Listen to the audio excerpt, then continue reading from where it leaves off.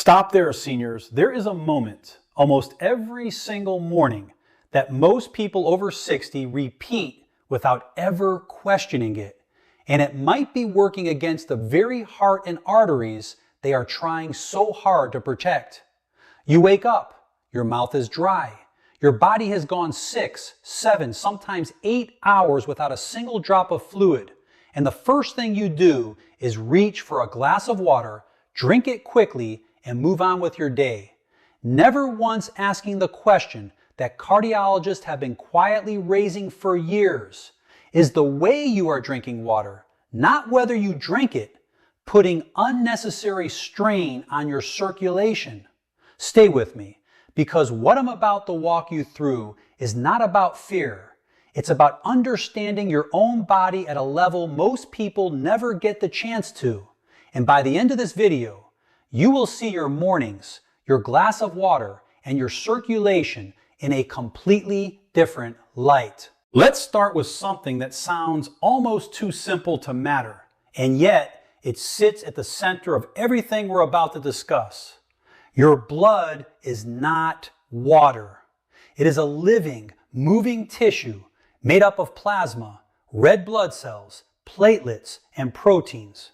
And its ability to flow smoothly through your arteries depends heavily on something called viscosity. Essentially, how thick or thin that blood is at any given moment. When you are even mildly dehydrated, which happens to almost everyone overnight while sleeping, your blood plasma volume drops. Less plasma means your blood becomes thicker, more concentrated, and harder for your heart to push through your vessels. This isn't a theory. It's a well-documented physiological reality. And it's one of the reasons doctors see more cardiovascular events, including strokes, in the early morning hours, a phenomenon researchers have studied for decades. Now, here is where it becomes deeply personal for anyone over 60. As we age, our arteries naturally lose some of their elasticity. They stiffen slightly, a process called arteriosclerosis. And that stiffening means your cardiovascular system has a smaller margin for error. A 30-year-old's flexible, elastic arteries can absorb the strain of slightly thicker, dehydrated blood without much issue. But an artery that has lost some of its youthful flexibility doesn't have that same buffer.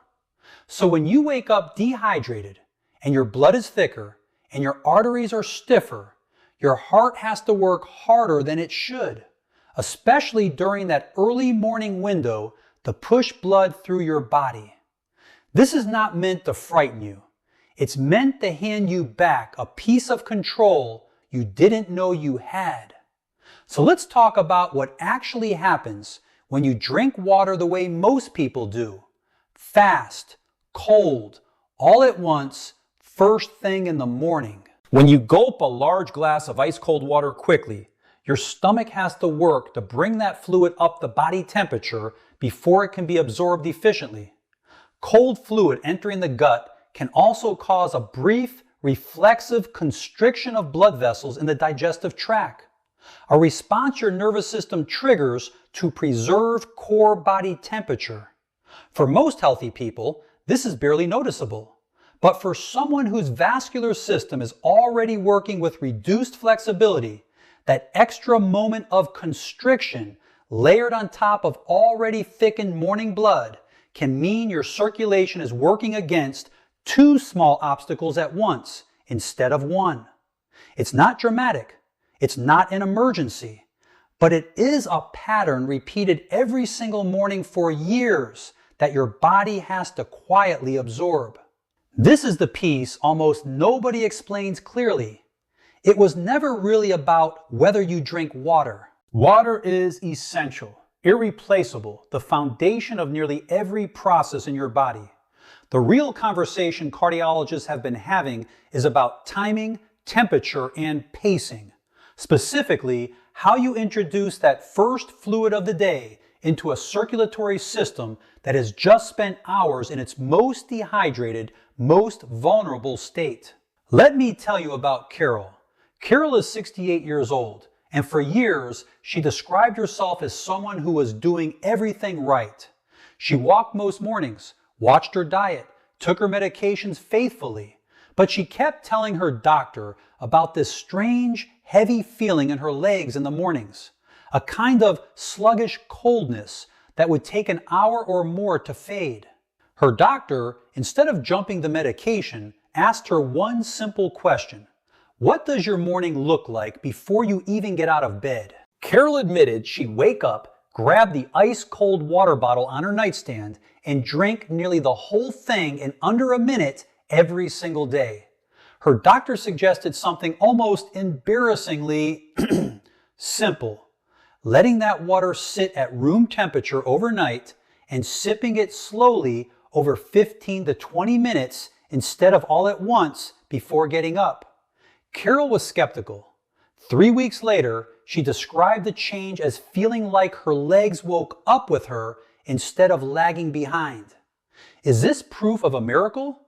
No, but it's a real lived example of how something as small as pacing and temperature can change how a body feels first thing in the morning. Now I want you to imagine someone like Walter, 74 years old, a retired mechanic who'd had a small cardiac scare 2 years earlier. Nothing catastrophic, but enough to make him take his heart seriously for the first time in his life. Walter's cardiologist explained the blood viscosity concept to him in plain terms. Thick blood in the morning, stiff arteries, more strain. Walter started doing 2 specific things: drinking a small glass of room temperature water with a pinch of natural electrolytes before bed, which helps maintain plasma volume overnight, and then sipping rather than gulping his first water of the morning. He told his cardiologist at his next visit that he genuinely felt less foggy and heavy in those first hour after waking. Again, not a miracle, not a cure, but a meaningful, explainable shift rooted in real physiology. And then there's Renata, 62, who came to this not because of a health scare, but because she was tired of feeling tired. She wasn't sick, she just felt like her body was working against her every single morning. When she learned about the connection between overnight dehydration, blood thickness, and that first cold glass of water, she made one change. She started keeping a glass of water by her bed at room temperature and drinking half of it slowly before even getting out from under the covers, then finishing the rest 20 minutes later. She said the biggest difference wasn't even physical at first. It was that she finally understood why mornings felt the way they did, and that understanding alone gave her back a sense of control over her own body that she said she hadn't felt in years. I want to pause here and ask you something, because this channel only works when it's a conversation, not a lecture.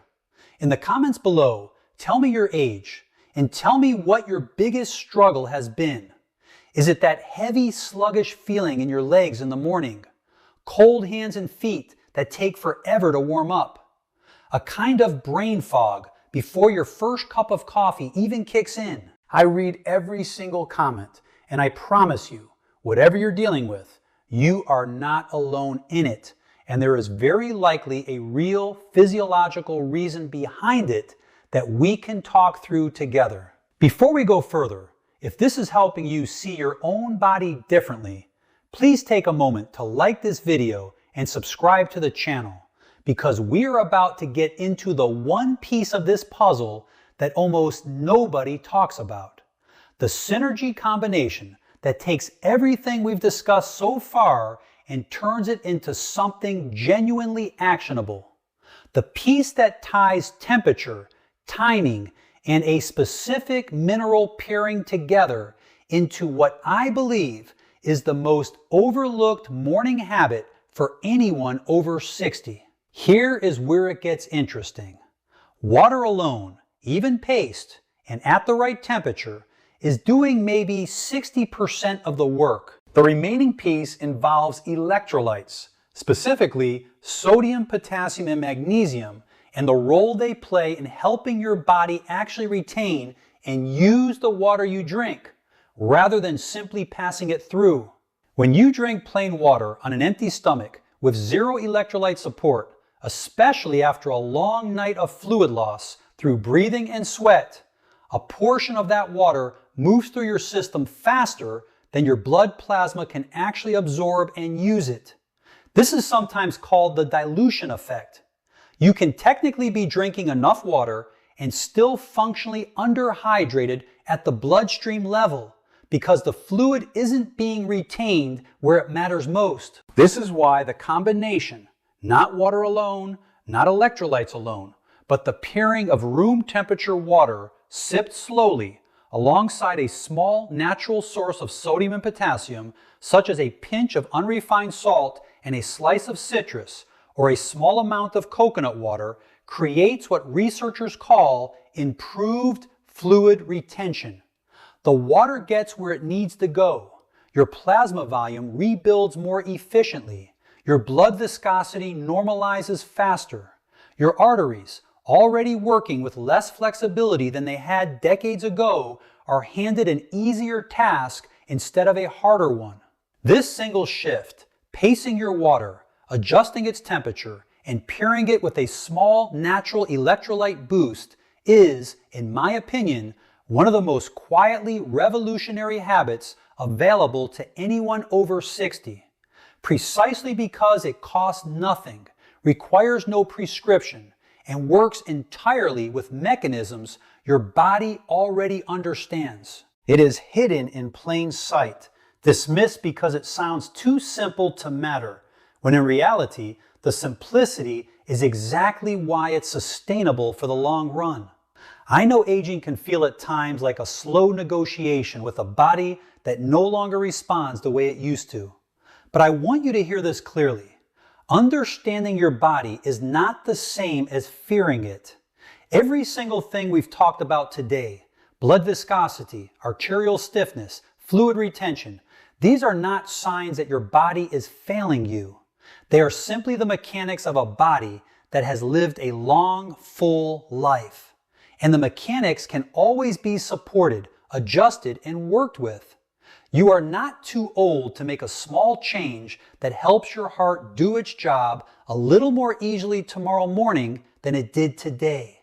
That, more than any single statistic, is the real hope sitting underneath everything in this video. Not a promise of reversing time, but a reminder that small informed choices repeated daily are still entirely within your power. Take care of that heart of yours. It has carried you this far, and with a little understanding, it can keep carrying you well into the years ahead.